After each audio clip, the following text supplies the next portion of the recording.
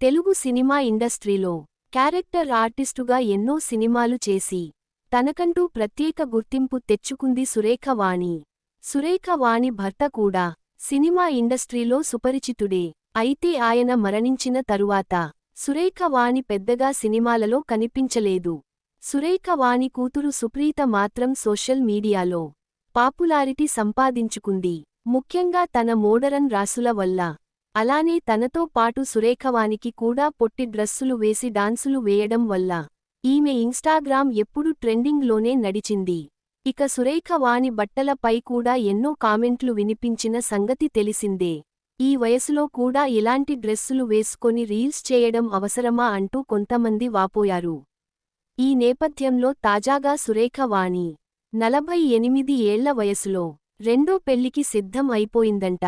ఈ మధ్య ఒక ఇంటర్వ్యూకి వచ్చిన సురేఖ వాణి తను పెళ్లి చేసుకునే అతనికి కొన్ని క్వాలిటీస్ ఉండాలి అని చెప్పుకొచ్చింది.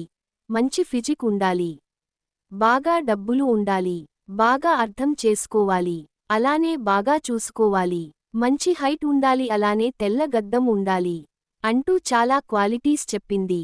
వెంటనే సురేఖవాణి పక్కన తన కూతురు సుప్రీత నవ్వుతూ ఇవన్నీ లేవేంటి సార్ మీకు అని అనింది. దీంతో అక్కడ ఉన్న యాంకర్కి ఆల్రెడీ సురేఖ వాణి ఒక అతనితో పెళ్లి ఫిక్స్ అయిపోయింది అన్న విషయానికి అర్థమైంది. ఇక అతనితోనే సురేఖవాణి పెళ్లి అన్న వార్తలు కూడా అప్పటినుంచి జోరు అందుకున్నాయి.